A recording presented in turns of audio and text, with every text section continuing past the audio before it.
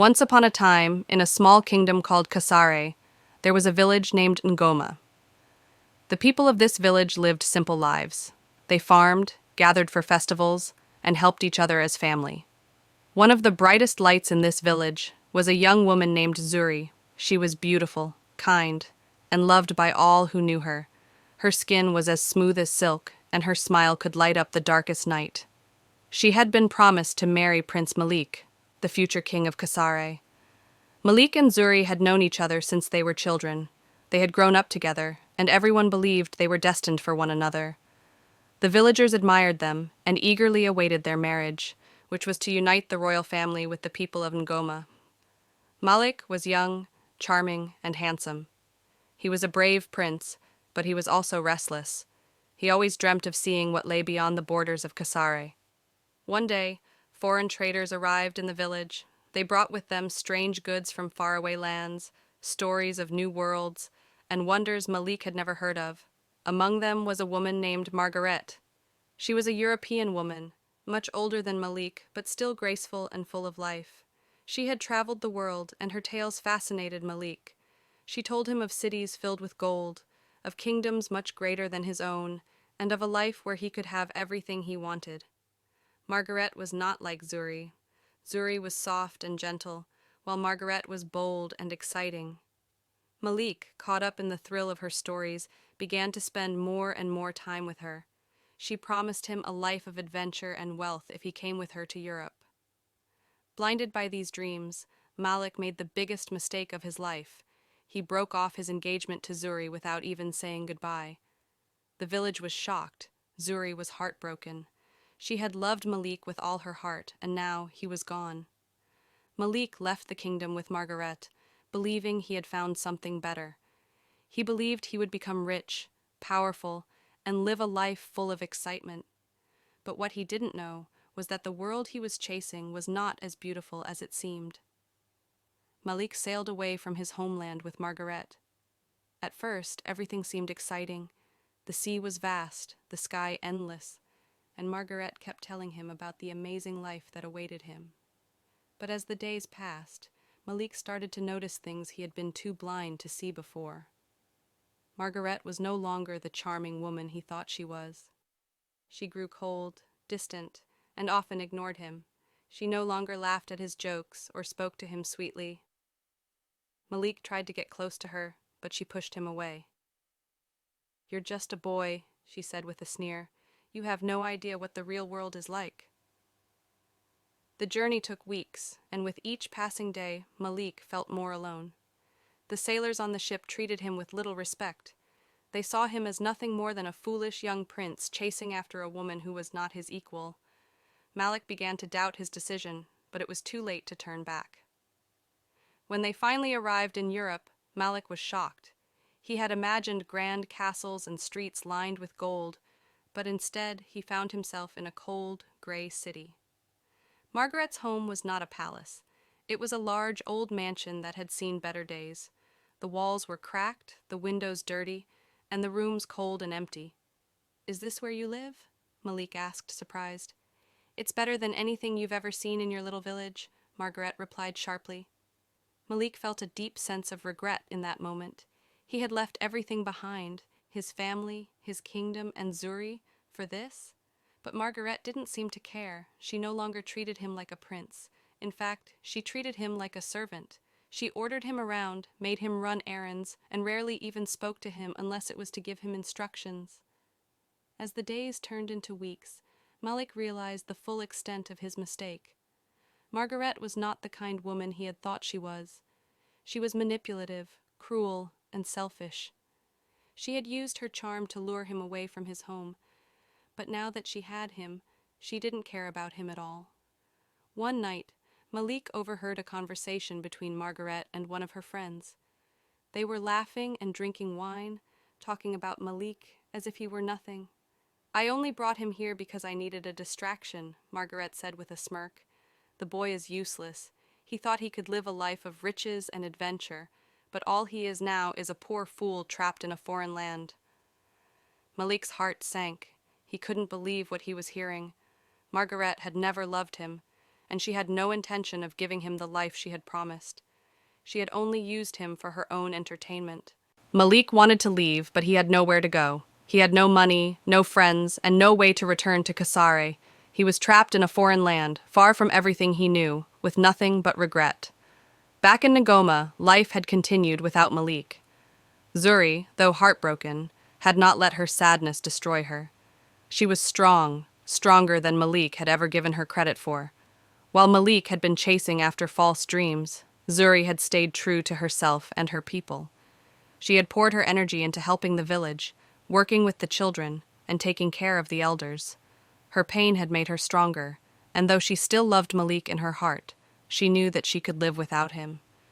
The villagers admired Zuri even more now. She had not let Malik's betrayal break her spirit. In fact, it had made her more respected. She became a symbol of resilience, and many young women looked up to her as a role model. Even Malik's family, the royal family, respected her more than ever. They regretted that Malik had left her for a woman who was nothing more than a passing illusion. Months passed, and Malik's life in Europe grew worse. Margarete had moved on to other lovers, and Malik was left to fend for himself.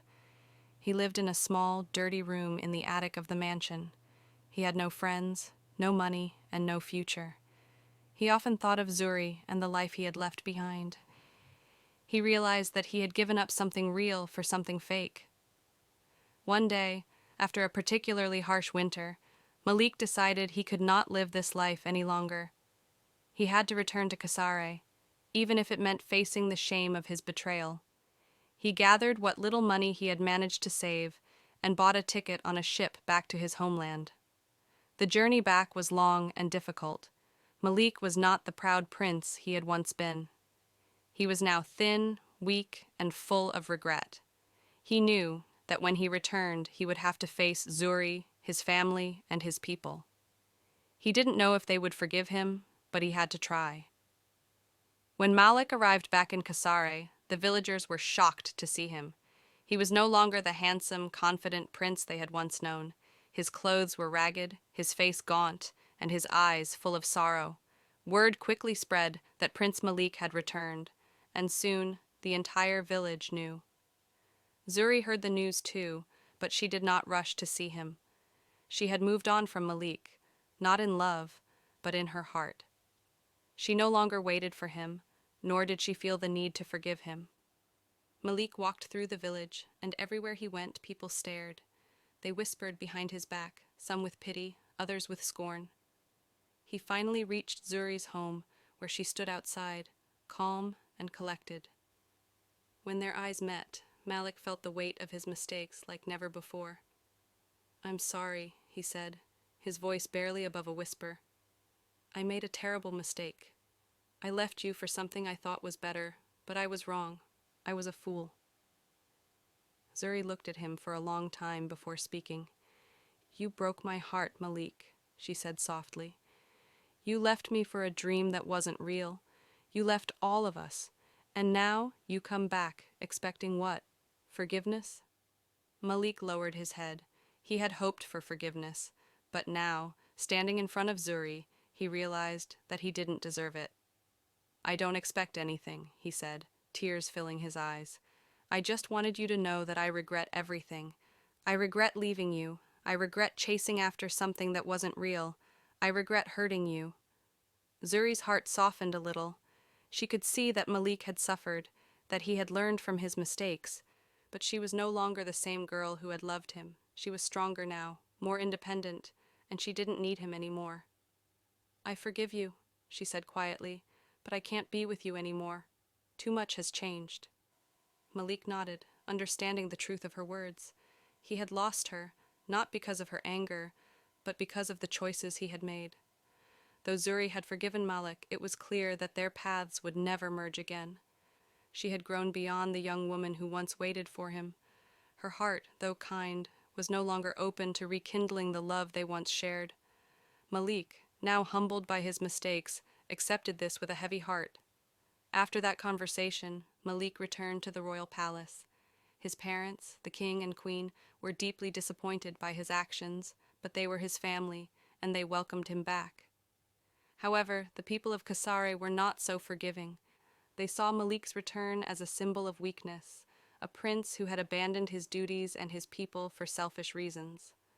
Malik spent most of his days quietly, away from the public eye. He worked hard to regain his family's trust and mend the reputation he had damaged. He helped in the village, worked with the farmers, and even sought the counsel of elders who had once advised him in his youth. The once proud prince had become a humble man, but the shadows of his past still followed him. Zuri, on the other hand, continued to thrive. Her strength and wisdom had earned her a position of great respect in the village. Many came to her for advice, and she was often invited to royal gatherings as a guest of honor.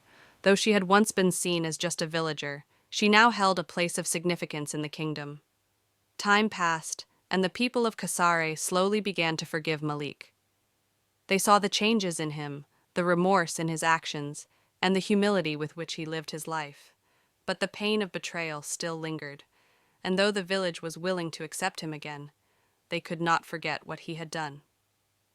Malik often spent his evenings sitting by the river, the place where he and Zuri had once shared so many happy memories. He would stare at the water, reflecting on his life, the choices he had made, and the woman he had lost. Regret hung over him like a dark cloud, but with it came the realization that life was not about what he had lost, but about what he could still become. One evening, while Malik was sitting by the river, Zuri appeared. She stood beside him, silent for a moment before speaking. "You've changed," she said softly. Malik looked up at her, surprised by her presence. "I had to," he replied. "I couldn't live with the man I had become." Zuri nodded, her eyes filled with understanding. "I never hated you, Malik. I was hurt, yes, but I never hated you. We all make mistakes. What matters is how we grow from them." Malik smiled sadly. "I wish I had realized that before I lost you." Zuri smiled back, but there was no sadness in her eyes. "You didn't lose me. We were never meant to be, not in the way we thought, but we've both grown, and we've both learned. That's what matters." They sat in silence for a while, watching the river flow. It was a quiet moment of peace, a moment of closure. Malik knew that Zuri was right. They had both moved on, and though they would never be together again, they would always share a bond that went beyond love, a bond of understanding and forgiveness. As the years passed, Malik continued to work for the betterment of his kingdom. He never married, but he found fulfillment in serving his people. He became known not as the prince who had once betrayed his love, but as the prince who had learned from his mistakes and worked tirelessly to make amends. His story became one of caution and redemption, a lesson for future generations about the dangers of pride and the value of humility. Zuri, too, found her happiness. She married a kind and gentle man from the village, and together they built a family. She never forgot Malik, but she also never looked back with regret. Her life was full, and she had found peace within herself. She continued to serve her village with grace and wisdom, becoming a beacon of strength for those around her. In the end, both Malik and Zuri found their own paths, separate yet forever connected by the lessons they had learned. Their story became a tale told by the elders of Kasare, a reminder that love, betrayal, and regret are all part of the human experience, but so too are forgiveness, growth, and redemption. And so the story of Prince Malik and Zuri was not just a story of betrayal, but one of hope, a story that taught the people of Kasare, and perhaps even those beyond, that no matter how far one strays from the right path, there is always a way back, and that sometimes the greatest journey is the one within oneself.